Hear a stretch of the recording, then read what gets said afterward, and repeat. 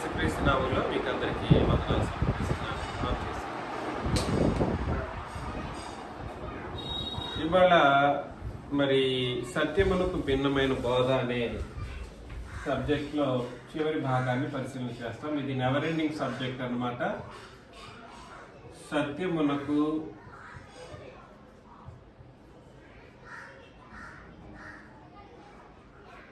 భిన్నమైన బోధ part 3. This is of course never ending. ఇది నెవర్ ఎండింగ్ అంటే ఇది ముగింపు లేని సబ్జెక్టు.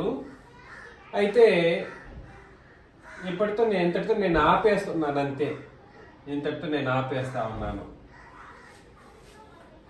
చాలా విషయాలు మనం పరిశీలన చేస్తూ వచ్చాం. సత్యమునకు భిన్నమైన బోధ విశ్వాసపు జీవితాన్ని చెరిపేస్తుంది, మనిషిని క్రూరుడిగాను అపవాది కుమారుడిగాను నిలబెట్టగలుగుతుంది, అత్యంత పాపభరితమైన మనుషులుగా నిలబెడుతుందని మొదటి సబ్జెక్టులో ఆలోచన చేశాం. రెండవది ఏమని ఆలోచన చేసామండి? సత్యం యొక్క రూపం ఎవరు?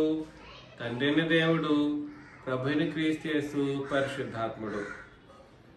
ఆ రూపాన్ని వ్యతిరేకించేటట్లుగాను తండ్రిని, క్రీస్తును, పరిశుద్ధాత్ముడిని వారి ముగ్గురిని వ్యతిరేకించేటువంటి పరిస్థితుల్లో ఉండగలరు. ఏ బోధన వినడం ద్వారా? సత్యానికి భిన్నమైన బోధన వినడం ద్వారా అని వాళ్ళు నరకప్రాయులై ఉంటారనే విషయాన్ని మనం పరిశీలన చేశాం. ఇందులో ఏం ఆలోచన చేస్తామో నేను ముందుగానే చెప్పను, కానీ మీకు అర్థమవగలదు. మీరే గుర్తించగలిగేటట్లుగా మనం వచనాలు పరిశీలన చేస్తాం. యాకోబు పత్రిక 3వ అధ్యాయము 14. యాకోబు పత్రిక 3వ అధ్యాయం 14వ వచనంలో, అయితే మీ హృదయముల్లో సహింపనలవి కాని మత్సరమును వివాదమును ఉంచుకున్న వారైతే అతిశయపడవద్దు, సత్యమునకు విరోధముగా అబద్ధమాడవద్దు. దేనికి విరోధంగా అండి? సత్యమునకు భిన్నమైన బోధ అంటే సత్యమునకు విరోధంగా ఏంటిది? అది సత్యానికి విరోధమైనది అబద్ధం. సత్యానికి విరోధమైనటువంటి బోధ అన్న అబద్ధం అన్న ఒకటే. దానికి ఏం పేరు అని అంటే అబద్ధ బోధ అని కూడా పేరు. సత్యమునకు భిన్నమైన బోధను ఏమని కూడా పిలుస్తారు? అబద్ధ బోధ. కాబట్టి సత్యమునకు విరోధమైనది ఏమిటి అని అంటే, లేదా సత్యమునకు భిన్నమైన బోధ అంటే ఏమిటి అని అంటే, దానికి ఏమని కూడా పిలవచ్చు? దాన్ని అబద్ధ బోధలు. ఇవాళ ఒక్క మన సంఘం తప్ప మిగిలిన సంఘాలన్నీ క్రీస్తు సంఘాలని పేరు పెట్టుకున్న వాళ్ళైనా సరే, ఇంకెవడైనా కూడా సరే, అబద్ధ బోధలు చేసుకుంటున్నటువంటి వాళ్ళగా మనం చూస్తామన్నమాట. ఎలాగ అబద్ధం అది అనే విషయాన్ని మనం, అబద్ధానికి ప్రాణం పోసేది ఏమిటి అనే ఒక అత్యంత ముఖ్యమైనటువంటి సంగతిని కూడా మనం పరిశీలన చేయగలం. కాబట్టి గుర్తించగలరు. సత్యమునకు భిన్నమైన బోధ అంటే ఏదో ఊహించాల్సిన అవసరం లేదు. ఏమిటి అది? అబద్ధ బోధను కూడా ఏమని పిలుస్తారు? సత్యమునకు భిన్నమైన బోధ అని పిలుస్తారన్నమాట. కాబట్టి సత్యమునకు విరోధంగా ఏం చేయకూడదు? ఎవరు కూడా అబద్ధము ఆడకూడదు. సరే, ఇందులో తిమోతికి రాసిన మొదటి పత్రికలో మొదటి అధ్యాయంలో చాలా విషయాలు దాగి ఉన్నాయండి. తిమోతికి రాసిన మొదటి పత్రిక మొదటి అధ్యాయం మొత్తం చదవాల్సిన పరిస్థితి వాళ్ళు ఉంది, కానీ నేను అక్కడక్కడ జంప్ అవుతూ అవసరమైన విషయాలు మాత్రమే మాట్లాడతాను. కాబట్టి ఇది వదిలేసారే, అది లేదే అని ఆలోచన చేయకూడదు. కాబట్టి తిమోతికి రాసిన మొదటి పత్రిక మొదటి అధ్యాయం మొదటి వచనం ప్రకారం మొదటి వచనాన్ని నేను చదువుతున్నాను. చూడండి. మన రక్షకుడైన దేవుని యొక్కయు మన నిరీక్షణ అయిన క్రీస్తు యేసు యొక్కయు ఆజ్ఞ ప్రకారం. కాబట్టి చూడండి, క్రొత్త నిబంధన ఎవరి యొక్క ఆజ్ఞ? యేసుక్రీస్తు యొక్క ఆజ్ఞ. ఏంటండి చదువుతా ఉంటే వినడం కూడా తప్పు విని తప్పు చెప్తున్నారు. మన దేవుని యొక్క తిరిగి దేవుని యొక్క అంటారు ఒకరు క్రీస్తు దేవుని యొక్క ఇద్దరే క్రీస్తు యొక్క ఆజ్ఞ ప్రకారము, ఇద్దరు ఆజ్ఞల ప్రకారం. కళ్ళు తెరిచి చదవండి, నేను చదివిన దాన్నైనా వినండి. మన రక్షకుడైన దేవుని యొక్క యు అని అన్నాడు. అంటే ఆయన ఒకరైనే కాదు, మన రక్షకుడైన దేవుని యొక్క యు, మన నిరీక్షణ అయిన క్రీస్తు యేసు యొక్క యు ఆజ్ఞ ప్రకారం. ఎవరు ఇప్పుడు చెప్పండి విజయ్ కుమార్ గారు? ఇద్దరు అండి. టకామని చెప్పకూడదు దయచేసి, అనాలోచనగా కూడా అలా మాట్లాడకూడదు. ఏ వచనం ఏం చెప్పిందో అలా వెళ్ళిపోవడమే మన ప్రత్యేకత ప్రపంచం మొత్తానికి. కాబట్టి మన నిరీక్షణ అయిన క్రీస్తు యేసు యొక్క ఆజ్ఞ ప్రకారం క్రీస్తు యొక్క అపోస్తలుడైన పౌలు విశ్వాసమును బట్టి నా నిజమైన కుమారుడగు తిమోతికి శుభమని చెప్పి వ్రాయినది. తండ్రి అయిన దేవుని నుండి మన ప్రభువైన యేసుక్రీస్తు నుండి కృపయు కనికరమును సమాధానమును నీకు కలుగును గాక. కాబట్టి కృపా సమాధానాలు కనికరాలు ఇవి ఎవరి దగ్గర నుండి వస్తున్నాయంటే ఇప్పుడు కరెక్ట్ గా చదివి చెప్పు. అదే చెప్పింది నేను. మన తండ్రి అయిన దేవుని నుండి మన ప్రభువైన యేసుక్రీస్తు నుండి కృపయు కనికరమును సమాధానమును. ఎప్పుడైనా ఎవరైనా ఈ ప్రపంచంలో ఇరువురికి సమానంగా మనల్ని తప్ప ఈ విషయాన్ని గుర్తించిన వాళ్ళు ఉన్నారండి? గుర్తించినోడు ఒక్కడు లేడు. సరే, నెక్స్ట్ 3వ వచనం. నేను మాసిదోనికి వెళ్ళుచుండగా సత్యమునకు భిన్నమైన బోధ చేయవద్దనియు. చూసారా, మరలా ఆ వచనం దగ్గరికి వచ్చాం. సత్యమునకు భిన్నమైన బోధ చేయవద్దనియు, కల్పనా కథలను, మితము లేని వంశావళులను, విశ్వాస సంబంధమైన దేవుని ఏర్పాటుతో కాక వివాదములతోనే సంబంధం కలిగి ఉన్నవి గనుక వాటిని లక్ష్య పెట్టవద్దనియు కొందరికి ఆజ్ఞాపించుటకు నీవు ఎఫెసులో నిలిచి ఉండవలనని నిన్ను హెచ్చరించిన ప్రకారం ఇప్పుడును హెచ్చరిస్తూ ఉన్నాను. పదే పదే హెచ్చరించటం మంచిది. ఉపదేశ సారమేదనగా పవిత్ర హృదయం నుండి, మంచి మనస్సాక్షి నుండి, నిష్కపటమైన విశ్వాసము నుండి కలుగు ప్రేమయే. కాబట్టి ఉపదేశము ప్రేమ వేరు కాదు. ఇవాళ క్రొత్త నిబంధనలో ఉన్న వాళ్ళు ప్రేమ భరితులై బ్రతకాల్సినటువంటి పరిస్థితి ఉంది. సత్యానికి విరోధమైనటువంటి బోధ అనేటువంటి ఒక విషయంలో ప్రేమ, 2 సత్య ప్రేమలు అనేటువంటివి విభజించలేనివి. ఏమన్నాను చెప్పండి? ఉపదేశం చేసేటువంటి వాళ్ళు, ముఖ్యంగా ఉపదేశాన్ని వినేవాళ్ళు లేదా చేసేవాళ్ళు ప్రేమనే ఆధారంగా పెట్టుకొని కార్యక్రమాలు చేయాలి, క్రియారూపం దాల్చాలి. సో కొందరు వీటిని మానుకొని తొలగిపోయి తాము చెప్పు వాటినైనను, నిశ్చయమైనట్టు రూఢిగా పలుకు వాటినైనను గ్రహింపకపోయినను. ఎట్లుంటారు వాళ్ళ పరిస్థితి? మేము బైబిల్ టీచర్లు అంటా ఉంటారు ఇక్కడ. ఇప్పుడు ఈ మధ్యలో చాలా మంది, మీరు నన్ను వీడు చెప్పుకుంటాడు నేను బైబిల్ టీచర్ని అని చెప్పేసి, దాన్ని కవర్ చేయడం కోసం ఏం చెప్తారు తెలుసా? మీరు నన్ను బైబిల్ టీచర్గా ఏర్పరచుకున్నందుకు అంటాడు అన్నమాట. అంటే వాళ్ళ మీద వేసేస్తాడు. అర్థమవుతుందా? వీడు బైబిల్ టీచర్ అని కాలర్లు ఎగరేసుకుంటూ ఉంటాడు, రాసుకుంటా ఉంటాడు, కింద బైబిల్ టీచర్ అని రాసేస్తూ ఉంటాడు వాడి పేరు కింద. తిరిగి వేసేది ఎవరి మీద? సంఘం మీద. మీరు నన్ను బైబిల్ టీచర్గా ఏర్పరచుకున్నందుకు అంటాడన్నమాట. ఇంక మొత్తానికి ఏముంది? అట్లా అన్నమాట. అంటే ఇట్లా పదాలు ఉపయోగిస్తూ ఉంటారు. నిశ్చయమైనట్టు రూఢిగా పలుకు వాటినైనను గ్రహింపకపోయినను, ధర్మశాస్త్రోపదేశకులై ఉండగోరి నిష్ప్రయోజనమైన ముచ్చటలకు తిరిగిరి. కాబట్టి కొందరు వేటిని మానుకొని అంటే సత్య విషయమైనటువంటి ప్రేమ, విశ్వాసము, నిష్కపటమైన విశ్వాసం, మంచి మనస్సాక్షి ఎలా వస్తుంది? క్రీస్తు రక్తము చేత కడుగుబడడం ద్వారా మంచి మనస్సాక్షి వస్తుంది. మీరు 100 సార్లు చదివి ఉంటారు. నేను ఉపదేశం చేశాను. హెబ్రీ పత్రిక 9వ అధ్యాయం 14వ వచనంలో అక్కడ ఏమంటాడంటే, ఆయన రక్తం చేత కడుగుబడడం ద్వారా మనస్సాక్షి శుద్ధీకరించబడుతుంది.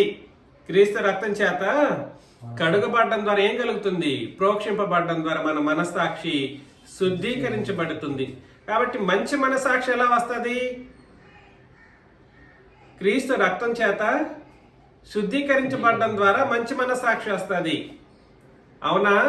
కాబట్టి ఇలాగా చెబుతూ వస్తూ వీటిని కొందరు మానుకున్నారంట. ఇండైరెక్ట్గా చెప్పాడు కొందరు అని అన్నాడు. కొందరు అనే వాళ్ళు ఎవరో కూడా మనం అక్కడే చెప్పేశాడు, అధ్యాయంలోనే మనం చదువుతాం.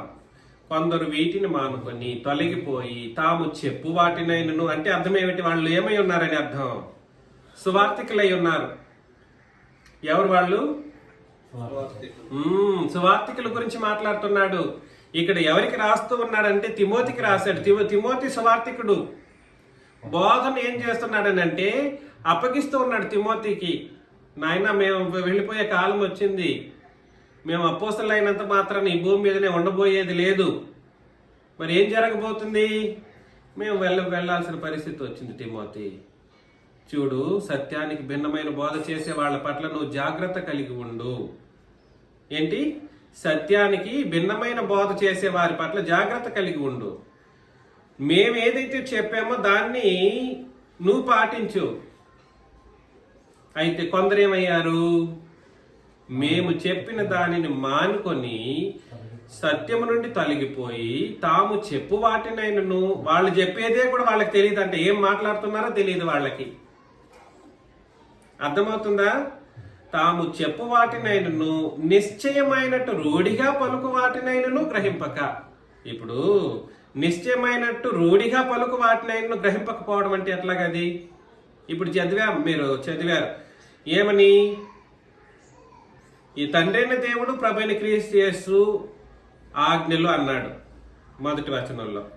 తండ్రైన దేవుడు ప్రభువైన క్రీస్తు యేసు యొక్క కృప, సమాధానాలు, తర్వాత ఇంకేం చెప్పాడు? కనికరము, ఇవి వస్తాయి, ఇద్దరి నుండి వస్తాయి అని చెప్పాడు. దీనికి రూఢిగా ఎవడైనా చెప్పాలా? నీకు ఎవడు చెప్పాలి? ఎప్పుడో చెప్పాల్సిన అవసరం లేదు, రాసిపెట్టుంది. అది నిశ్చయమైనట్టు రూఢిగా పలుకు వాటినైనా కూడా గ్రహింపకపోతే అంటే అర్థం ఏమిటనంటే, ఈ మనుషులు ఇప్పుడు ఉన్నటువంటి అబద్ధికులు క్రీస్తు సంఘం అని చెప్పుకుంటున్నటువంటి వాళ్ళు అయితేనేమి, ఇంకెవడైనా అయితేనేమి ఏం చేస్తుంటారంటే చదివిన దాన్ని కూడా రూఢిగా గ్రహించగలిగే పరిస్థితి ఉన్నప్పటికీ దాన్ని కూడా గ్రహింపక వదిలిపెట్టేస్తారన్నమాట.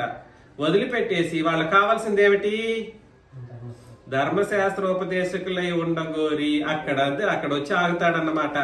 కాబట్టి నేనేం చెప్పడానికి ప్రయత్నం చేస్తున్నానంటే, సత్యమునకు భిన్నమైన బోధ లేదా అబద్ధ బోధ ఎలా తయారవుతుంది అని అంటే, క్రొత్త నిబంధనలో ధర్మశాస్త్రాన్ని కలిపి అది క్రొత్త నిబంధన బోధ అని అంటే అది ఏం బోధ? అది పచ్చి అబద్ధం అనాలో ఇంకేమనాలో నాకు తెలియదు. మీరేమన్నా కొత్తగా ఏమన్నా పేరు చెబితే నేను నేర్చుకుంటా. సత్యానికి భిన్నమైనది అనగా క్రొత్త నిబంధనకు భిన్నమైనది ఏదైనా సరే అది అబద్ధం. అది ఎలా తయారవుతుందని అంటే, ఒరే ఇది క్రొత్త నిబంధన రా అని చెప్పిన తర్వాత కూడా పాత నిబంధన కూడా కలిపేసి క్రొత్త నిబంధన బోధ అనేటువంటి వాడు రూఢిగా చెప్పడానికి తెలిసినప్పటికీ కూడా సరే దాన్ని గ్రహించలేక ఇష్టారాజ్యంగా ధర్మశాస్త్రోపదేశకులై ఉండగోరిన వాళ్ళు నిష్ప్రయోజనమైన ముచ్చట్లకు తిరిగిన వాళ్ళుగా ఉంటారు. అక్కడ ముచ్చట్లే ఉంటాయి పాత నిబంధనలో. ఇంకా చెప్పాలంటే, ఆయనను శ్రీమంతుడగు దేవుడు నాకు అప్పగించిన ఆయన మహిమగల సువార్త ప్రకారము ధర్మశాస్త్రం అండర్లైన్ చేసుకోండి. ధర్మశాస్త్రం ధర్మ విరోధులకును, అవిధేయులకును, భక్తిహీనులకును, పాపిష్టులకును, అపవిత్రులకును, మతదోషకులకును, మతదోషకులైనా మతదోషణ అనే మాట మీరు ఇదే మొదటిసారి వినుంటారేమో. బహుశా ఎవరు దాన్ని పట్టించుకునే వాళ్ళు ఉండుండరు. నేను చాలాసార్లు మీకు చెప్పాను, క్రైస్తవ్యం అనేది నిజమైన మతం. ప్రపంచం మొత్తానికి నిజమైన మతం ఏమిటి? క్రైస్తవ్యం. ఈ మతాన్ని దూషించే వాళ్ళే ఎక్కువ మంది అయ్యారు. ఈ ప్రతి ఒక్కడు ఏమంటున్నాడని అంటే, క్రైస్తవ్యం మతం కాదు మార్గం అన్నట్టు. అది దానికి ఏమన్నా వచనం ముందు చెప్పండి రా బాబుల్లారంటే ఎవడు చెప్పలేడు. మరలా కాబట్టి మతదోషకులకును, హంతకులకును, మాతృహంతకులకును, నరహంతకులకును, వ్యభిచారకులకును, పురుష సంయోగులకును, మనుష్య చోరులకును, అబద్ధికులకును, అప్రమాణికులకును, హితబోధకు విరోధి అయిన వాడు మరి ఎవడైనను వండిన ఎడల. కాబట్టి హితబోధకు విరోధి, చూడండి మరలా ఆ మాట చెప్పేశాడు. ఏ బోధకు?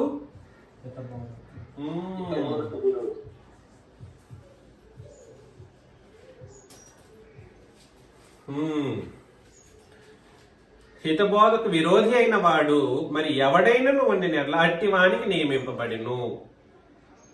అర్థమవుతుందా? కానీ నీతిమంతునికి నియమింపబడలేదని ఎవడైనను ఎరిగి ధర్మానుకూలముగా దాన్ని ఉపయోగించినట్ల ధర్మశాస్త్రం మేలైనదని మనం ఎరుగుదుము అని అన్నాడు అనమాట. కాబట్టి నీతిమంతునికి నియమింపబడిందా ధర్మశాస్త్రం? నియమించబడింది హితబోధకు విరోధులకు. అంటే మాకు క్రొత్త నిబంధన వద్దు అని ఎవడైతే నిర్ణయించుకున్నాడో, ఎలాగా? అది క్రొత్త నిబంధన మాకు వద్దు అని నిర్ణయించుకున్నాడో అట్లాంటి వాళ్ళకి అది ధర్మశాస్త్రం ధర్మానుకూలంగా ఉపయోగపడుతుందంట. ఎవరికి? అది క్రొత్త నిబంధన వద్దనుకున్నోళ్ళు అయితేనేమి వాళ్ళు ఎట్లాంటి స్టేటస్ లో ఉంటారు మీరు చదివేశారు. అవిధేయులు, భక్తిహీనులు, పాపిష్టులు, అపవిత్రులు, ఈ నరహంతకులు, ఇట్లా మనుష్య చోరులు, అబద్ధికులు, ఈ పేర్లన్నీ చెప్పేశాడు కదా. వీళ్ళకి సంబంధించిందంట ధర్మశాస్త్రం. వాళ్ళకి అది బాగుంటుంది, మంచిగా ఉంటుందంట. వాళ్ళకి అది నియమింపబడిందంట. అది ధర్మానుకూలంగా దాన్ని ఉపయోగించినట్ల ధర్మశాస్త్రం మేలైనదని మనం ఎరుగుదుము అని అన్నాడు అనమాట. వాళ్ళ విషయంలో ధర్మశాస్త్రం ఎలాగా ధర్మానుకూలంగా ఉపయోగించబడుతుంది తెలుసా మీకు? ధర్మశాస్త్రంలోని ఆజ్ఞలు ఆ మనుషులకు, అలాంటి మనుషులకు ఏమేమి పాపానికి ఏమేమి బలులో లేదనంటే ప్రత్యామ్నాయ కార్యాలు జరిగించాలో అవన్నీ పాత నిబంధనలు రాసి పెట్టేశాడు. అర్థమవుతుందా? నరహంతకులు అయితే వాళ్ళకి ఏం చేయాలి, వాళ్ళు ఏం చేయాలి, ధర్మశాస్త్రపు శిక్ష నుండి తప్పించుకోవటానికి ఏం చేయాలి, మత దోషకులు అయితే వాళ్ళు దానికి ఏం చేయాలి, అపవిత్రులు అయితే వాళ్ళు ఏం చేయాలి, పాపిష్టులు అయితే ఏం చేయాలి, ఇట్లాంటి ప్రతి ఒక్క మాటను అక్కడ వివరిస్తాడనమాట ధర్మశాస్త్రంలో. ఎవరు ఏం పాపం చేస్తే దానికి ఏమి ప్రత్యామ్నాయ క్రియలు లేదా ప్రాయశ్చిత్తార్థ క్రియలు చేయాలో చెప్పేస్తాడు. అలా చేయగలిగిన వాళ్ళకి అది మంచిదంట. కానీ వాళ్ళు వేరు, ఈ హితబోధకు విరోధి అయినటువంటి వాళ్ళు వేరు కాదు. అంటే అర్థం ఏమిటంటే హితబోధకు విరోధి లేదా అబద్ధ బోధ లేదా సత్యములకు భిన్నమైన బోధ అంటే ఏమిటో కాదు. క్రొత్త నిబంధనలో ధర్మశాస్త్రాన్ని కలిపిన ప్రతి ఒక్కడు, క్రొత్త నిబంధన బోధ అని చెప్పే ప్రతి ఒక్కడు, మరలా క్రొత్త నిబంధనలో ధర్మశాస్త్రాన్ని కలిపివేసి క్రొత్త నిబంధన బోధ అనుకునే ప్రతి ఒక్కడు కూడా సరే వాళ్ళకి ఏది మేలంట? ధర్మశాస్త్రం. వాడు ఏం చేస్తున్నాడంటే హితబోధకు విరోధిగా పిలువబడతాడు. వాడు ఏమై ఉంటాడనంటే అబద్ధ బోధను చేసిన వాడిగా ఎంచబడతాడు అన్నమాట. దానికి చెప్పేస్తున్నాడు, పూర్వము దోషకుడను హింసకుడను హానికరుడనైన నన్ను తన పరిచర్యకు నియమించి నమ్మకమైన వానిగా ఎంచినందుకు నన్ను బలపరిచిన మన ప్రభువైన యేసుక్రీస్తుకు కృతజ్ఞుడనై ఉన్నాను. తెలియక అవిశ్వాసం వలన చేసి తిని గనుక కనికరింపబడి తిని. కాబట్టి యేసు ప్రభువుని అప్పుడు నమ్మాడా? విశ్వసించాడా పౌలు గారు? విశ్వసించలేదు. ఇవాళ యేసు ప్రభువుని విశ్వసించాల్సినటువంటి పద్ధతి ఒకటి ఉంది. ఆ పద్ధతి ప్రకారం విశ్వసించకపోతే వాళ్ళు ఏం చేయగలరు అని అంటే ఈ హితబోధకు విరోధమైనటువంటి బోధనలు వినేవాళ్ళు గాను అబద్ధ బోధనలు జరిగించిన వాళ్ళు గాను ఎంచబడతారు. అలాంటి వాళ్ళకి రక్షణ అవసరం. అలాంటి వాళ్ళకి అత్యంత ముఖ్యంగా పాప క్షమాపణ అవసరం. ఇక్కడ చెప్పేశాడు మరలా 15 పాపులను రక్షించుటకు క్రీస్తు యేసు లోకమునకు వచ్చినను వాక్యము నమ్మదగినదియు పూర్ణాంగీకారమునకు యోగ్యమునై ఉన్నది, అట్టి వారిలో నేను ప్రధానుడును అని అన్నాడు అన్నమాట. కాబట్టి ఈ విషయం మీకు అందరికీ తెలిసిందే, నేను ప్రత్యేకించి మాట్లాడట్లేదు. అలా చెబుతూ వస్తూ 18, నా కుమారుడమైన తిమోతి, నీవు విశ్వాసమును మంచి మనసాక్షి కలిగిన వాడవై నిన్ను గూర్చి ముందుగా చెప్పబడిన ప్రవచనముల చొప్పున ఈ మంచి పోరాటం పోరాడవలనని వాటిని బట్టి ఈ ఆజ్ఞను నీకు అప్పగించుచున్నాను. ఇక్కడ కొంత అవసరం ఉంది కానీ నేను చెప్పట్లేదు, వెళ్ళిపోతున్నాను. క్రొత్త నిబంధన విషయం పట్ల మంచి పోరాటం పోరాడాలంట. ఎవరు పోరాడుతున్నారు? మన వాళ్ళు ఎవరైనా పోరాడుతున్నారా? కుటుంబంలోనే పోరాడలేకపోతున్నారు. ఇంటి పెద్దలు కుటుంబంలోనే పోరాడలేకపోతున్నారు. ఇంటికి యజమానుడు అనేవాళ్ళు కూడా ఇంట్లోనే పోరాడలేకపోతే బయటకు ఎక్కడ వెళ్ళి పోరాడతారు? It is a difficult thing. కానీ పోరాడాలంట. పోరాడవలనని వాటిని బట్టి ఈ ఆజ్ఞను నీకు అప్పగించుచున్నాను. అట్టి మనస్సాక్షిని కొందరు త్రోసివేసి విశ్వాస విషయమై ఓడ బద్దలైపోయిన వారి వలె చెడి ఉన్నారు. వారిలో హుమెనయును అలెగ్జాంద్రును ఉన్నారు. పేర్లు చెప్పేశాడు.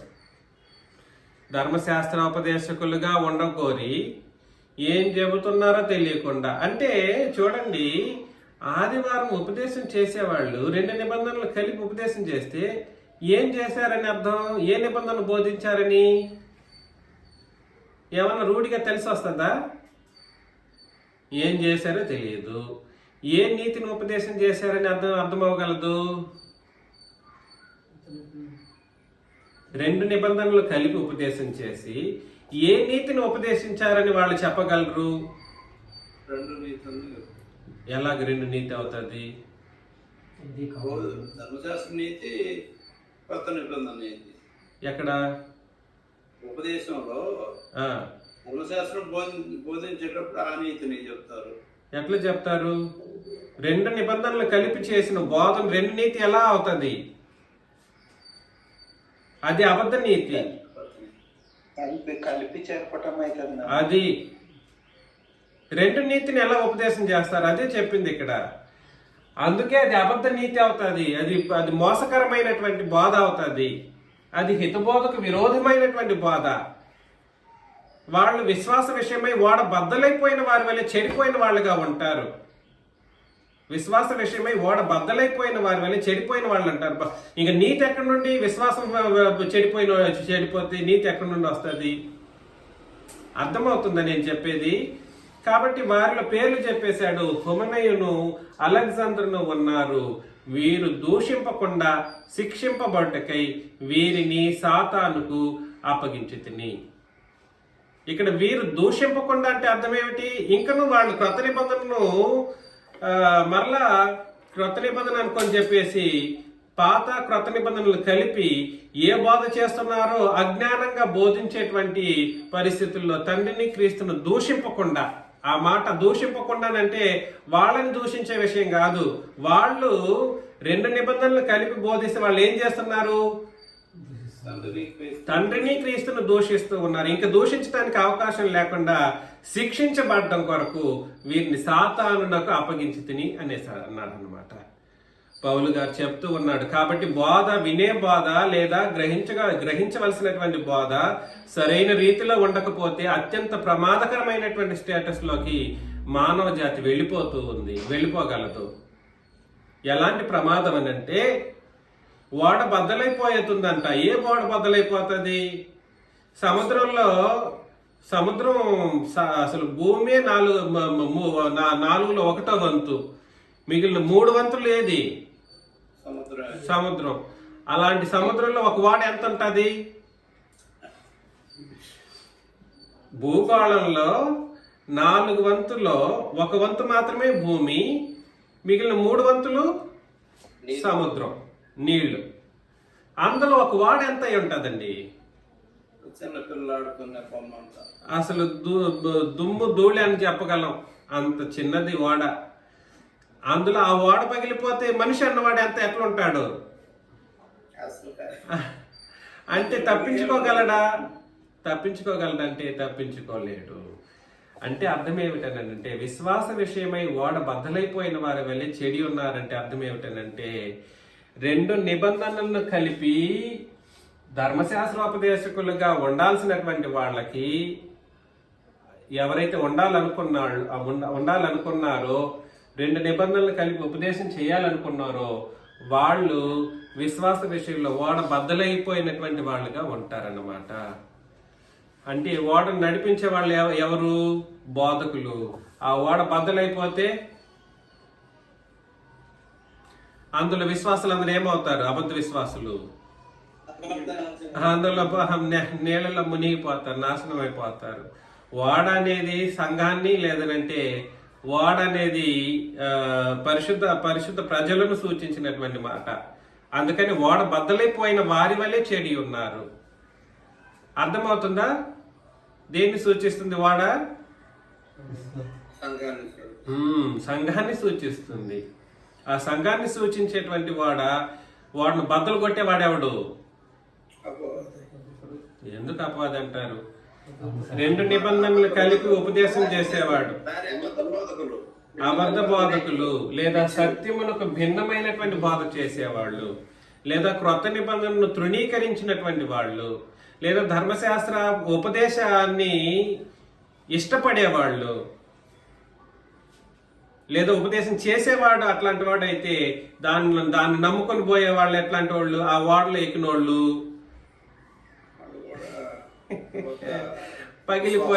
పగలబోయే ఓడలో ఎక్కి ఉన్నారని దాని అర్థం అన్నమాట. ఇంక బద్దలైపోయేటువంటి ఓడలో ఎక్కి ఉన్నారు, కూర్చొని ఉన్నారు.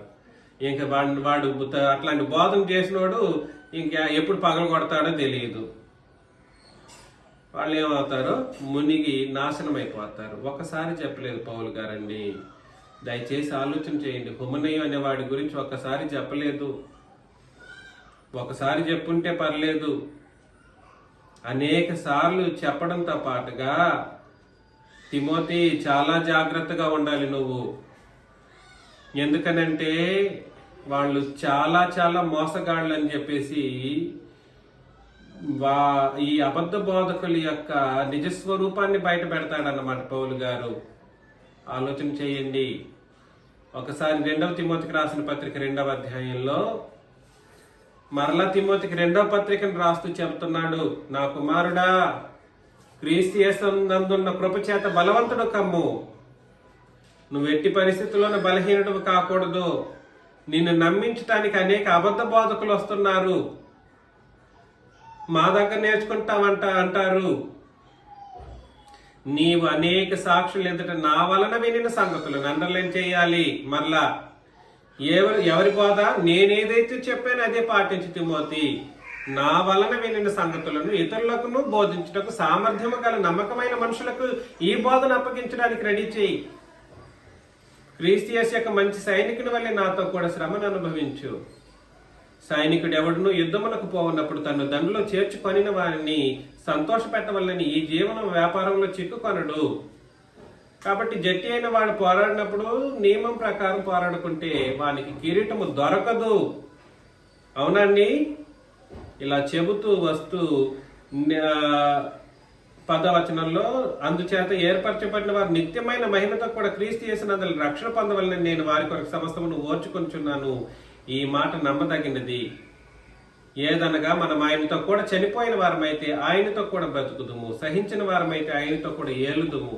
ఆయన ఎరుగమంటే మనల్ని ఆయన ఎరుగును అంటాడు. మనము నమ్మదగిన వారమైనను ఆయన నమ్మదగిన వాడు, మనం నమ్మదగని వారమైనను ఆయన నమ్మదగిన వాడుగా ఉండును. ఆయన తన స్వభావమునకు విరోధముగా ఏదీ చేయలేడు. వినువారిని చేరుపుటకే 14 నుండి అండర్లైన్ చేసుకోవాలి. వినువారిని చేరుపుటకే గాని మరి దేనికి పనికి రాని మాటలను గూర్చి వాదము పెట్టుకొనవద్దని ప్రభువు ఎదుట వారికి సాక్ష్యం ఇచ్చుచు ఈ సంగతులను వారికి జ్ఞాపకం చేయము. దేవుని ఎదుటి యోగ్యునిగాను సిగ్గుపడనక్కర్లేని పనివానిగాను సత్యవాక్యమును సరిగా ఉపదేశించేవానిగాను. అక్కడ విభజించేవానిగాను అని ఉంటుంది, కానీ ప్రతి ఒక్కడు అదే చెప్పాడు. ఇక్కడ సత్యవాక్యమును సరిగా ఉపదేశించేవానిగాను అనేదే కరెక్ట్. విభజించేవానిగాను అనేది ప్రతి ఒక్కడు చెప్తా ఉంటాడు. సరిగా విభజించానంటే ఒక పదాన్ని తీసుకొని ఈత బోధ అని ఉందనుకోండి, ఈత బోధ అని ఎక్కడెక్కడ అయితే ఉందో పాత నిబంధనలో కూడా అట్లాంటి పదం ఏమైనా ఉంటే దాన్ని కూడా కలుపుకుంటాడు అనమాట. దాన్ని విభజించడం అంటాడు. కాదు, అది కాదు. అక్కడ చెప్పబడుతున్నది ఏమిటి? సత్యవాక్యమని. ఉపదేశించు. క్రొత్త నిబంధన సత్యవాక్యమని చెప్పుతున్నది ఏమిటి? క్రొత్త నిబంధన. దాన్ని ఎలా చెప్పాలి? సరిగ్గా ఉపదేశించాలి. అదే అక్కడ వాస్తవం చెప్పాల్సింది. ఉపదేశించడం అనేది విభజించడం అనే మాటను అక్కడ రాయబడి ఉందని చెప్పేసి ఎప్పుడు సత్యవాక్యాన్ని సరిగా విభజించి బోధించాలంటా ఉంటాడు. అట్లా కాదు. విభజించడం అనేది నిబంధన ప్రకారం విభజించి మాట్లాడడం అనే ఉద్దేశాన్ని తెలియజేసినప్పటికీ ముందు సత్యవాక్యం అంటే ఏమిటది? క్రొత్త నిబంధన బోధ, సత్యమునకు భిన్నమైనటువంటి బోధ, లేదా ఆ అబద్ధ బోధ, లేదా హిత బోధకు విరోధమైనటువంటి బోధ, అనగా క్రొత్త నిబంధన బోధ. దాన్ని సరిగ్గా ఉపదేశించాలి. వానిగాను నిన్ను నీవే దేవుని కనపరుచుకుంటూ జాగ్రత్త పడము. అపవిత్రమైన వట్టి మాటలకు విముఖుడవై ఉండుము. అపవిత్రమైన వట్టి మాటలకు ఎలా ఉండాలి? విముఖుడవై ఉండు. అట్టి మాట్లాడువారు మరి ఎక్కువగా భక్తిహీనులగుదురు. కొరుకు పుండు ప్రాకినట్లు వారి మాటలు ప్రాకును. వారిలో మరలా ఇంకా అతని పేరు చెప్పేశాడు. ఎవడు వాడు? హుమనయ్యును. ఇంకో పేరు, కొత్త పేరు చెప్పాడు, ఫిలేతును ఉన్నారు. అంటే ఉపదేశకుడు, పౌలు లాంటి ఉపదేశకుడు ఏం చేస్తాడంటే ఎవరికి భయపడ్డావు. ఆ హుమనయ్యు, ఫిలేతు వాళ్ళు ఎవరితో చేతులు కలిపి ఉంటే అలా చెప్పగలుగుతున్నాడు? చెప్పండి చూద్దాం. యూదులతో లేదా ధర్మశాస్త్రం ఉపదేశం చేసే వారితోనే చేతులు కలిపితేనే వాళ్ళ పేర్లు చెప్పాడన్నమాట. అందుకని మొదటి అధ్యాయంలో ఇంతకు ముందు చదివాం ఏమని? వాళ్ళు కొందరు సత్యాన్ని దూరం తొలగిపోయి ధర్మశాస్త్రం ఉపదేశకులే ఉండడానికి ఏమయ్యారంట? ఇష్టపడ్డారంట. నేను మరలా చెబుతున్నాను, ఆదివారం మీరు వింటే క్రొత్త నిబంధనే వినాలి. వింటే ఏ నిబంధన వినాలి? క్రొత్త నిబంధనే వినాలి. లేకపోతే వినకుండా సైలెంట్గా కూర్చో. No problems at all. You don't have to worship. నిన్ను ఎవడు అడిగాడు ఆరాధన చేయమని? ఏ దేవుడు అడిగాడు? అందుకని వాళ్ళ మాటలు ఎలా ఉంటాయంటే కొరుకు పుండు ప్రాకినట్లు వారి మాటలు ప్రాకును. అంటే అర్థం ఏమిటో తెలుసా అండి? కొరుకు పుండు ఎట్లా ఉంటది? బాధపరుస్తూ ప్రాకుతూ వెళ్తా ఉంటది అనమాట. అంటే అది నాశనానికి గుర్తు అన్నమాట. కొరుకు పుండు ప్రాకినట్లు వారి మాటలు ప్రాకును అని అంటే దేనికి గుర్తు? నాశనమునకు గుర్తు. అలాంటి విధానంలో వీళ్ళు హుమనయ్యు, ఫిలేతు పాత నిబంధనలో ఏదైనా ఒక వచనం భయపడే వచనం చెప్పాడు అనుకోండి, అది భయపడిపోయేటట్లుగా మనుషులు తయారవుతారన్నమాట. అవునా? అలా అవడం ద్వారా అబ్బా ఎట్లా చెప్పాడో నేను కూడా అట్లా భయభక్తులుగా బ్రతకాలి అనుకున్నట్లుగా మనుషులు మారుతా ఉంటారు. అట్లా కాదు. వారు పునరుత్థానం గతించనని చెప్పుచు సత్య విషయం తప్పిపోయి, ఎలాగా? పునరుత్థానం గతించనని చెప్పుచు సత్య విషయం తప్పిపోయి కొందరి విశ్వాసమును చెరుపుచున్నారు. అందుకని నేను ఎన్నిసార్లు చెప్పాను, అయ్యా విశ్వాసం ఎలా చెరుపబడుతుంది? వినే బాధ, రెండు నిబంధనల కలయిక బాధ అయితే విశ్వాసం చెరపబడినటువంటి బాధ. పాత నిబంధన బాధ, క్రొత్త నిబంధన బాధ రెండింటిని కలిపి వినేటువంటి బాధ ఎటువంటి బాధ అంటే ఉన్న విశ్వాసాన్ని కూడా చేరిపోయే బాధ. కాబట్టి కొందరి విశ్వాసమును చేర్పుచున్నారు. అప్పుడు కొందరు అన్నాడు, ఇప్పుడు మనల్ని తప్ప అందరూ, నేనంటున్నా. అప్పుడేమో కొందరు అన్నాడు, ఇప్పుడు మనల్ని తప్ప ఈ 900 కోట్ల మంది ప్రజలు అట్లా ఉన్నారన్నమాట. మిగిలిన క్రీస్తు సంఘాలని చెప్పేవాడు అదే దారి. ఏంటండి, క్రీస్తు సంఘం అని చెప్పేవాడు అదే దారి. క్రొత్త నిబంధన కాకుండా 2 నిబంధనలు కావాలని ఉపదేశం చేసిన ప్రతి ఒక్కడు. అవునా? అదన్నమాట. అయినను దేవుని యొక్క స్థిరమైన పునాది నిలుకరుగా ఉన్నది, ప్రభువు తన వారిని ఎరుగును అనునదియు, ప్రభువు నామమును ఒప్పుకున్న ప్రతి వాడును దుర్నీతి నుండి తొలగిపోవాలని అన్నదియు దానికి ముద్రగా ఉన్నది. కాబట్టి నేనేం చెప్పడానికి ప్రయత్నం చేస్తున్నానంటే, మీరందరూ కూడా సరే పరిశీలన చేయాలి, ఆలోచనాత్మకంగా బ్రతకాలి. భూమి మీద బ్రతికినప్పుడు ఆ హుమనయు, అలెగ్జాండ్రు, ఫిలేతు అనేటువంటి ఈ అబద్ధికులు అబద్ధాన్ని ఎలా బోధించారంటే, క్రొత్త నిబంధనకు దేన్ని కలిపి బోధించారండి? క్రొత్త నిబంధన కాలంలో ధర్మశాస్త్రం ఉపదేశించడం అనేది అబద్ధ బోధ. క్రొత్త నిబంధన కాలంలో ధర్మశాస్త్రాన్ని కూడా పాటించాలి, కొన్ని అవసరం అని చెప్పేవాడు ఏం బోధ చేస్తున్నాడు? అబద్ధ బోధన చేస్తున్నాడు. అంటారు సామెతల్లో వచనాలు మనకు మంచిదే కదా అంటాడు అన్నమాట. ఇంకా కీర్తనల్లో కొన్ని వచనాలు మంచిదేగా, మన బలులు సమర్పించట్లేదు, అది మంచిదానికేగా అంటాడు అన్నమాట. లేదు. అలాగైతే లోకంలో కూడా ఎన్ని మంచి ఉపదేశాలు ఉన్నాయి, ఇతర మతాలు బోధించేవి. మంచి బోధించేవి లేవా? వాళ్ళు ఏమన్నా అబద్ధాలు చెప్తున్నారా? వాళ్ళు ఏమన్నా చెడుకు చెప్తారా? వాళ్ళు కూడా ప్రేమించమని చెప్తారు. వాళ్ళు కూడా చాలా అసలు మంచి మంచి ఇది ఉంటాయి, అవి కూడా జరిగించలేదని అంటే బాగైపోతావు, నరకంలో వెళ్ళి బాగవుతావు అన్నమాట. ఇతర మతస్థులు చెడు చెప్తారండి. ఏ ఇతర మతస్థులైనా నీతిని వెంబడించాలని ఉపదేశం చేసేవాళ్ళు, నిజముగా ప్రేమను కలిగి చేయాల్సినటువంటి వాళ్ళు ఏ ధర్మశాస్త్రం చెప్పినట్లుగానే అన్ని కార్యాలను చెబుతారన్నమాట. కానీ అన్నీ మనకు తగినవి కావు. మన నిబంధన మనకు మాత్రమే అనే విషయాన్ని ఎవరైతే గుర్తిస్తారో వాళ్ళు మాత్రమే సరైనటువంటి విధానంలో బ్రతుకుతారు. తిమోతికి రాసిన మొదటి పత్రికలు 4వ అధ్యాయం మొదటి 3 వచనాలను చదివితే, అయితే కడవరి దినములలో కొందరు అబద్ధికుల వేషధారణ వలన మోసపరుచు ఆత్మల యందును దెయ్యముల బోధ యందును పక్షముంచి విశ్వాస భ్రష్టులగుదురని ఆత్మ తేటగా చెప్పుచున్నాడు. చూసారా? అబద్ధికులు వాళ్ళు ఎట్లుంటారా? అబద్ధికులు వేషధారణ వలన మోసపరిచే ఆత్మల యందును దయ్యముల బోధ యందును లక్ష్యముంచి. కాబట్టి విశ్వాస భ్రష్టులు ఎప్పుడవుతారు చెప్పండి? ఈ విశ్వాస భ్రష్టులు ఎలా అవుతారు? దయ్యముల బోధ యందును మోసపరిచే ఆత్మల యందును లక్ష్యముంచినప్పుడు.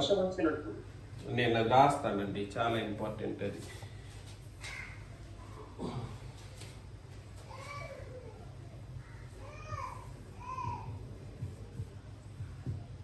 విశ్వాస భ్రష్టులు ఎప్పుడవుతారు? దీనికి అన్నిటికీ పేరు ఏమిటో తెలుసా? దయ్యముల బోధ, అబద్ధికుల వేషధారణ, దయ్యముల బోధ ప్లస్ వాళ్ళ యొక్క ఏంటండి వేషధారణ. అబద్ధికుల వేషధారణలో ఏముంది? దాగుంది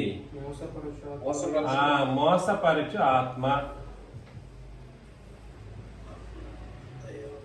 వేషధారణ వీళ్ళు చూసేదానికి ఎలా ఉంటారు? క్రొత్త నిబంధన అనుకుంటా ఉంటాడు. వెనక లోపల ఎట్లా ఏముంది? 2 నిబంధనలు కలిపిన మోసంతో కూడినటువంటి ఆత్మ ఉంది. మోసపరిచే ఆత్మ వాళ్ళ లోపల ఉందన్నమాట. నీకెలా కనిపిస్తాడు? పెద్ద బోధకుడుగా కనబడతాడు అన్నమాట. ఒట్టి మాటలతో చెప్పుకుంటా 2 నిబంధనలు కలిపిన మోసధారణతో కూడినటువంటి బోధలు. దీని ద్వారా మనుషులు ఏం చేస్తారు? ఎలా తయారవుతారంటే విశ్వాస భ్రష్టులు అవుతారు. విశ్వాస భ్రష్టులు ఎలా అవుతారు? మరలా ఎప్పుడు దీనివల్ల ఎలా భ్రష్టులు అవుతారు? ఏమైనా ఐడియా ఉందా మీకు? ఇప్పుడు దయ్యముల బాధ అన్నాడు. వేషధారణతో కూడిన మోసపరిచే ఆత్మ కలిగిన వాళ్ళు అన్నారు. వాళ్ళు అబద్ధాన్ని బోధించే వాళ్ళని అన్నారు. దీన్ని వినడం ద్వారా విశ్వాస భ్రష్టులు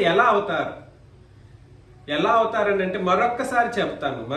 మనకందరికి తెలిసిందే వచనం, గలతీ పత్రిక 3:23-24 తెలిసిందే వచనం.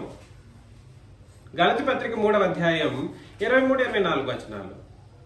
విశ్వాసము వెల్లడి కాకముందు ఇక ముందుకు బయలుపరచబడబో విశ్వాసమును అవలంబింపవలసిన వారముగా చెరలో ఉంచబడినట్టు మనం ధర్మశాస్త్రములకు లోనైన వారమైతే చూశారు. కాబట్టి ఇశ్రాయేలీలు ధర్మశాస్త్రానికి లోనై ఉన్నంత కాలం క్రొత్త నిబంధన విశ్వాసం ఏం చేయబడలేదు, బయలుపరచబడలేదు, వెల్లడి కాలేదు. అర్థమవుతుందా? క్రొత్త నిబంధన విశ్వాసం ఏమవ్వలేదు, వెల్లడి కాలేదు. అంటే అప్పుడు ఉన్నటువంటి ధర్మశాస్త్రం ఉన్నంత కాలం కూడా క్రొత్త నిబంధన బయలుపరచబడలేదు అన్నప్పుడు, లేదా విశ్వాసం బయలుపరచబడలేదు అన్నప్పుడు దాన్ని కూడా కలిపి ఉపదేశం చేసి క్రొత్త నిబంధన విశ్వాసం అన్నాడు అనుకోండి, ఆ మనిషి ఏమవుతాడు? రెండు నిబంధనలను కలిపి విశ్వాసిగా తయారు చేసేయడానికి ప్రయత్నం చేసి ఎవరిని తయారు చేస్తున్నాడని అర్థం. విశ్వాస భ్రష్టుల్ని తయారు చేస్తూ ఉన్నారు. అంటే దాన్ని ఏమని పిలవచ్చు? ఆ బోధ ఏమని పిలుస్తారు? దయ్యముల బోధ అని అంటారన్నమాట. ఆ లోపల ఉన్నది ఏ ఆత్మ? మోసపరిచే ఆత్మ. ఎట్లా మోసపరిచే ఆత్మ? మోసంలో ఏమి దాగుంది చెప్పండి? సిమిలారిటీస్ దాగి ఉంటాయి. మోసంలో ఏం దాగుంటది?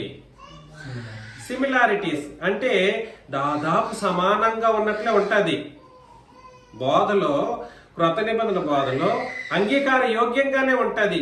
నిజమే కదా అని కళ్ళు తెరిచి బాగా చూస్తే తప్ప అది మీరు గుర్తించలేరు. ఒరిజినల్ ఏదో, డూప్లికేట్ ఏదో. అంటే దాదాపు సమానంగా ఉన్నట్లే కనబడుతుంది, కానీ బాగా కళ్ళు తెరిచి చూసినప్పుడు మాత్రమే నిజమేదో బయటపడుతుంది అన్నమాట.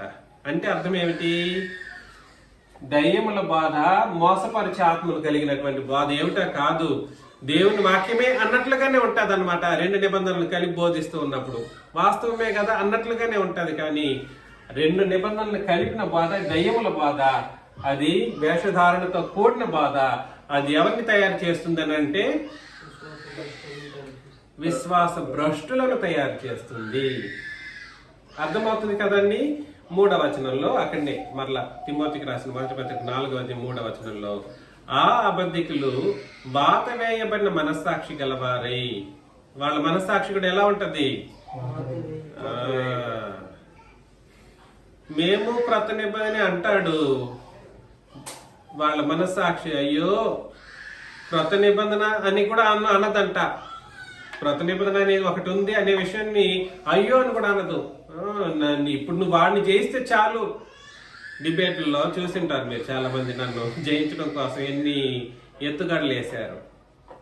వాత వేయబడిన మనస్సాక్షి కలిగిన వారై వివాహమును నిషేధించుచు సత్య విషయమై అనుభవ జ్ఞానము గల విశ్వాసులు కృతజ్ఞతాస్తుతులు చెల్లించి పుచ్చుకొని నిమిత్తం దేవుడు సృజించిన ఆహార వస్తువులను కొన్నిటిని తినటం మానవలనని చెప్పుచుంటారు. ఆ కాలంలో అలా చెప్పారు. అర్థమవుతుంది కదండి ఈ విషయం. ఈ కాలంలో కూడా సరే అబద్ధికులు ఎవరైనా కూడా సరే వివాహాన్ని నిషేధించినారనుకోండి, దేవుని భక్తులు వివాహం చేసుకోకూడదు అని చెప్పాడు అనుకోండి, అది కూడా అబద్ధ బోధల్లో, మోసపరిచే భ్రష్ట బోధల్లో ఒకటన్నమాట. అదేవిధంగా ఈ వస్తువు తినాలి, ఆ వస్తువు తినకూడదు అని బోధించే వాళ్ళు ఎవరైనా ఉంటే, దేవుడు సృష్టించిన ఆహార వస్తువు అది కండిషన్ అన్నమాట. అది ఆహార వస్తువు, అది దేవుడు సృష్టించిన ఆహార వస్తువు అయితే డైరెక్ట్ గా మనం తినవచ్చు. దేవుడు సృష్టించినదే అయినప్పటికీ ప్రపంచం మొత్తంలో ఈ విగ్రహాలకు సమర్పించినది ఏదైనా అది ఆహార వస్తువు కాదు. విగ్రహాల్లో ఏమైనా ఉందని కాదు, అది సమర్పించింది అయితే, విగ్రహాలకు సమర్పించింది అయితే అది ఏం కాదు, తినదగిన ఆహార వస్తువు కాదు. కానీ దేవుడు సృష్టించి మనం సృష్టి నుండి డైరెక్ట్ గా కొనుక్కొని లేదా మనం డైరెక్ట్ తీసుకొని తినేది ఏదైనా కూడా సరే అది ఏమై ఉంటది? తినాలి, అలా తినకూడదని చెప్పేవాడు ఎవడైనా ఉంటే వాడు కూడా విశ్వాస భ్రష్టుల్లో ఒక వ్యక్తిగా పిలువబడతాడనమాట. ఈ విషయాన్ని గుర్తుంచుకోవాలి.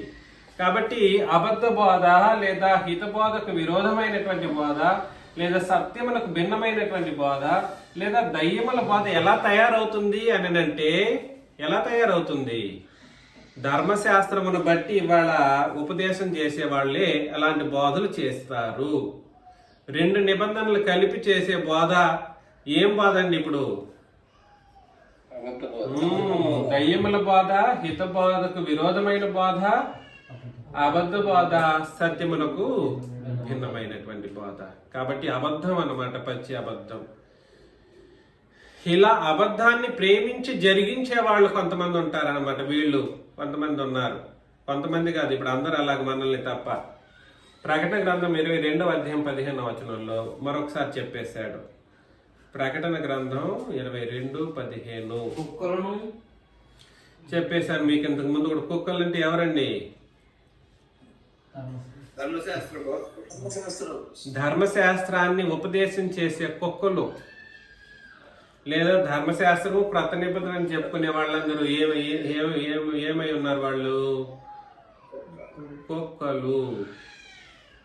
ఇందులో నేను సిగ్గుపడతానంటే నేను సిగ్గుపడను, కుక్కలు అని కూడా చెప్పకూడదండి. నేనేమన్నా చెప్పాను? దేవుడు చెప్పిందని నేను చెప్తే చిన్నరాజా కుక్కలు అన్నాడంటే చిన్నరాజా గారు చెప్పింది కుక్కలు అని చెప్పేసి. It is the God or the Lord or the Holy Spirit who mention them as the dogs.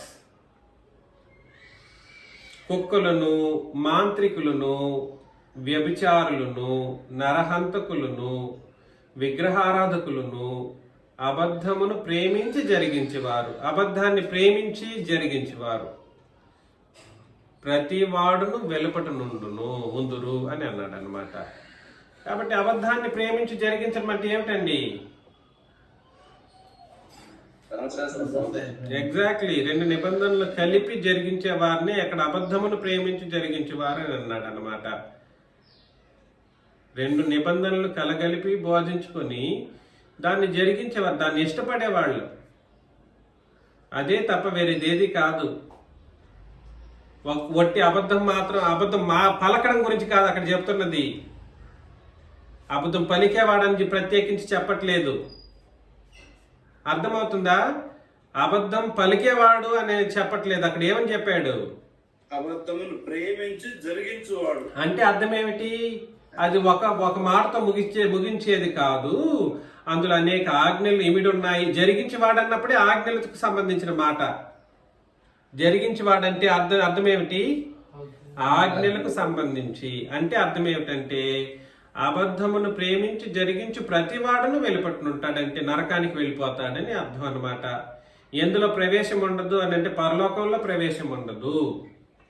21:27 ఒకటి ప్రకటన గ్రంథంలో ఆ విషయాన్ని చెప్పేశాడు. గొర్రెపిల్ల యొక్క జీవ గ్రంథమందు వ్రాయబడిన వారే దానిలో ప్రవేశింతురు. కానీ నిషిద్ధమైనది ఏదైనను, అసహ్యమైన దానిని, అబద్ధమైన దానిని జరిగించి వాడైనను దానిలోనికి ప్రవేశింపనే.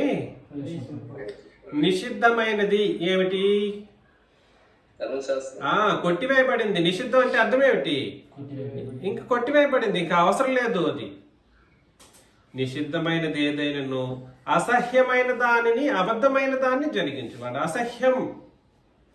నిజంగా ధర్మశాస్త్రాన్ని అసహ్యించుకునేవాడు ఒకడు కూడా లేడు ఇప్పుడు ఈ కాలంలో. అది హేయమైనది. అబద్ధమైన దానిని జరిగించువాడు అంటే ఆజ్ఞలతో ముడిపడి ఉన్నదనేగా దాని అర్థం కూడా. యోహాను గారు రాస్తున్నాడని అంటే ధర్మశాస్త్రం అని ప్రత్యేకించి చెప్పాల్సిన అవసరం లేదు ఆయన. ఎందుకు? ఆయన పొజిషన్ అలా ఉంది. ఆయన ఉపమానంలో రాయాలి, లేదా మెటాఫోరిక్ వేలో రాయాలి, మనుషులకు అర్థం కాకుండా రాయాలి. అసహ్యమైన దానిని, అబద్ధమైన దాన్ని జరిగించి వాడెవడైనను దానిలోనికి ప్రవేశింపడు అంటే అర్థం ఏమిటి? There will be no entry to the heaven for those people who do such kind of. 2 నిబంధనలు కలిపి బోధించే వాడికి పరలోక ప్రవేశమే లేదు. అస్సలు లేదంట. ప్రకటన గ్రంథం 21:8 కూడా పిరికివారును, అవిశ్వాసులను, అసహ్యులను, నరహంతకులను, వ్యభిచారులను, మాంత్రికులను, విగ్రహారాధకులను, అబద్ధికులందరూ అంటే అర్థమేమిటి? కలిపి బోధించాడు. వాళ్ళనే కాదు, అబద్ధాన్ని మాట్లాడేవారు ప్లస్ అబద్ధాన్ని ప్రేమించి జరిగించే వాళ్ళందరూ అనేసి అన్నాడు అనమాట. ఒక అబద్ధం మాట్లాడే వాళ్ళు మాత్రమే కాదు, అబద్ధికులందరూ అంటే అర్థమేమిటి? అబద్ధములకు సంబంధించిన ప్రతి ఒక్కరూ అని అర్థం అన్నమాట. అందరూ ఎక్కడ పడవేయబడతారు? అగ్ని గంధకములలో మండు గుండములో పాలు పొందుదురు. ఇది 2వ మరణం. ఇంకా శాశ్వతంగా వాళ్ళు వెళ్ళిపోతారనమాట. అయితే సంఘంలో ఉన్న వారి గురించి ఒక అద్భుతమైన మాట చెబుతాడు. ప్రకటన గ్రంథం 2వ అధ్యాయం 2వ వచనంలో,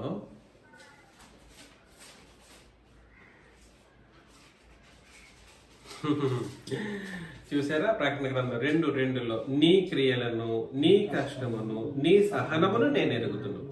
నీవు దుష్టులను సహింపలేవనియు, అపోస్తలులు కాకయే తాము అపోస్తలులమని చెప్పుకొను వారిని పరీక్షించి వారి అబద్ధికులని నీవు కనుగొంటివనియు అన్నాడు అన్నమాట. ఎలాగా? అపోస్తలులు కాకయే అపోస్తలులమని చెప్పుకొని వారిని పరీక్షించి వారు అబద్ధికులు, వారి బోధలో తెలియపడుతుంది అన్నమాట. వాళ్ళ మాటల్లో తెలిసిపోతా ఉంటది. వాళ్ళు దుష్టులను సంఘం ఎలాంటి వాళ్ళు, ఎలాంటి సంఘంగా ఉండాలండి? సంఘము దుష్టులను సహించని సంఘంగాను, అపోస్తలులు కాకయే తాము అపోస్తలుమని చెప్పుకొని వారిని పరీక్షించి అబద్ధికులని ముద్ర వేసేయాలన్నమాట. ఎలాగా? ఒరే వీడు అబద్ధికుడు రా నాయన, వాడి నెత్తి మీద ఒక మంచి ఇది పెట్టేసేయాలన్నమాట. ఒక ముద్ర పెట్టాలి నొసటి మీద. వీడు అబద్ధం, వీడు అబద్ధికుడు. ఎలాగా? 2 నిబంధనలు కలిపి బోధించేవాళ్ళు. కాబట్టి అబద్ధికులు అగ్నిగుండంలో అగ్ని గంధకములతో, అబద్ధికులు అని అంటే వట్టి అబద్ధాన్ని పలికే వాళ్ళ గురించి కాదు అక్కడ చెబుతున్నది. అపోస్తులు కాకుండా, అపోస్తులు చెప్పిన బోధ కాకుండా, అపోస్తుల బోధ అని చెప్పేవాడు ఎవడైనా కూడా దాని అర్థం అనమాట. మరలా ఇప్పుడు మనం అది అలా అర్థం చేసుకోవాలి. అపోస్తులు కాకయే తాము అపోస్తులమని చెప్పుకోవడం అంటే అపోస్తుల బోధ కాకపోయినప్పటికీ, ఎలాగా? ఒక కీర్తనల్లో వచన అపోస్తుల బోధన కాదు, అది కలిపి క్రొత్త నిబంధన బోధనని రెండింటిని కలిపి ఉపదేశం చేసి దానికి ఏమని పేరు పెడతాడు? అపోస్తుల బోధ అంటాడు. అపోస్తులు కాకయే అని అంటే అపోస్తుల బోధ కాకపోయినప్పటికీ అది అపోస్తులు బోధ అని చెప్పేవాడు ఏమై ఉంటాడు? అబద్ధికుడు. ఆ బోధలు విన్నోళ్ళు ఆ ఓడలో ఉంటారన్నమాట. విశ్వాస భ్రష్టం అనేటువంటి ఓడలో ఉంటారు. ఒకేసారి నరకం అనే సముద్రంలో పడవేయబడి మండు అగ్నిగుండంలో యుగాలు 2వ మరణంలో పార్టిసిపేట్ చేయబడుతుంటారు. అక్కడ చావు ఉండదు, ముగింపు ఉండదు. అలా ఉండకుండా ఉండాలని మనం అందరం కూడా సరే పరలోకంలో వెళ్ళిపోతూ యుగాలు సంతోషంగా తండ్రితోను క్రీస్తుని బ్రతకాలని నన్ను నేను హెచ్చరించుకుంటూ మిమ్మల్ని హెచ్చరిస్తూ ముగిస్తున్నాను. మీకు అందరి క్రీస్తు నామంలో మరొకసారి వందనాలు సమర్పిస్తూ ముగిస్తున్నాను.